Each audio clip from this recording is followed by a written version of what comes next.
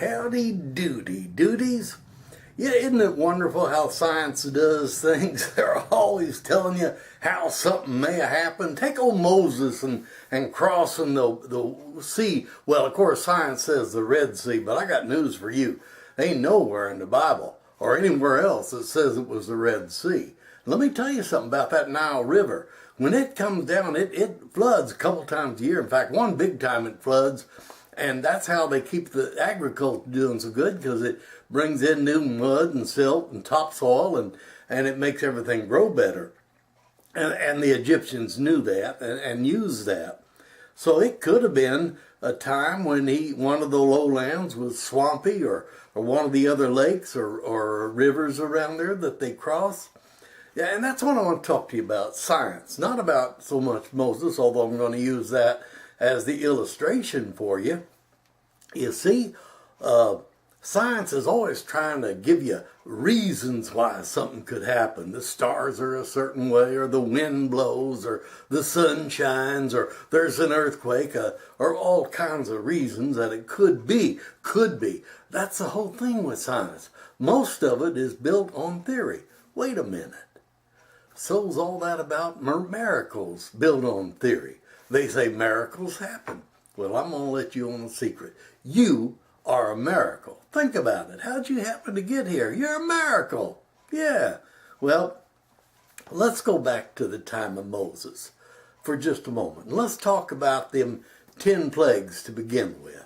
Well, you see, it's a known fact. And this isn't just talk. It's a fact. It's been documented over and over. In the old days, they had to see the Pharaoh, if they wanted to, that is. They had to go through a whole rigmarole, and only once a year could they have an audience with the Pharaoh. Well, if it's only once a year, it stands to reason that when Moses had those audiences with the Pharaoh, it was about once a year. Not only that, when they had a plague or they had a catastrophe stroke of some kind or other, why, you doggone well know it took a little while to get it over with and to take care of it and to get back to normal, if normal could be gotten back to. And, so you know it took some time. Now let's talk about before Moses. Remember when Moses was an overseer there, and he got all angry with them other overseers that were abusing the Hebrew prisoners that were working on projects, and he got so mad that he struck one, beat him up, and killed him. And he had to run. Well, he was 40 years old when he did that. And then he ran across the desert, and he come to another area and met his present wife at that time. But he was gone, they said, for 40 years. So when he came back, he was about 80 years old, wasn't he? Of course, they lived a lot longer then. They ate better, exercised better, and did things naturally. We've kind of screwed that up by putting in all kinds of chemicals in our body and pollutants galore, and they didn't have that then.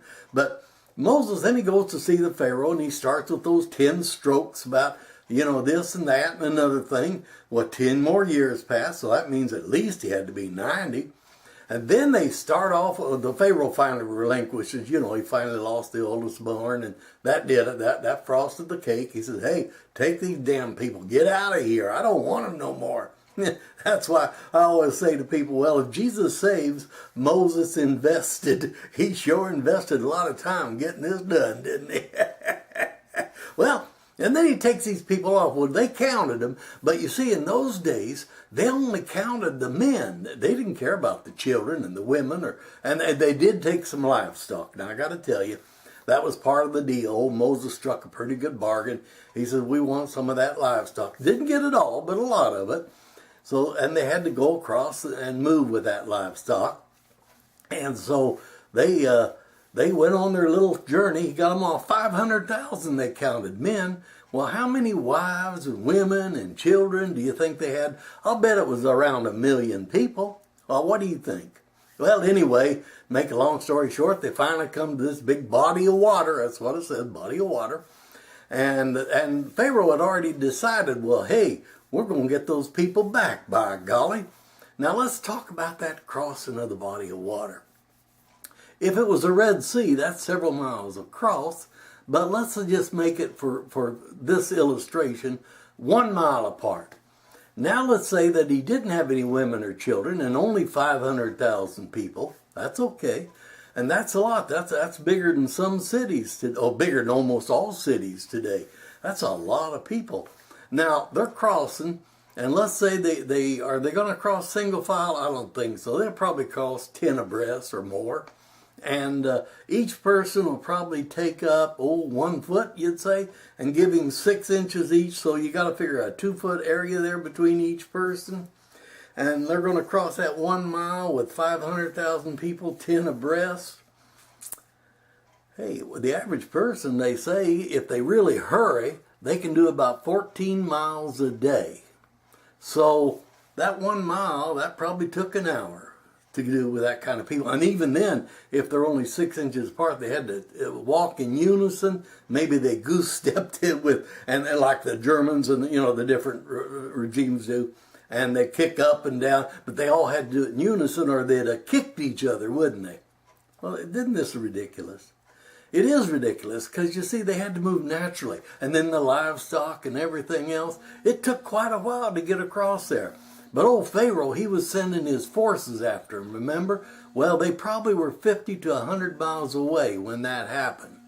And I'm just willing to bet that it probably took a day or two to get across that water. And then, of course, God said, hey, you're across, and Pharaoh's army gets down in that ravine where they made, and the water comes crushing in and drowns them. Is that a miracle? You doggone right, that's a miracle. And friend, it may be a miracle you're listening this long to me. I'll let you go now. I love y'all, and God bless you. We're going to continue some of this stuff about how science does and how ridiculous it is. Hey, don't be afraid of new truth, and don't be satisfied with a half-truth. And let's not get so arrogant thinking we know all truth, but let's keep investigating. Night.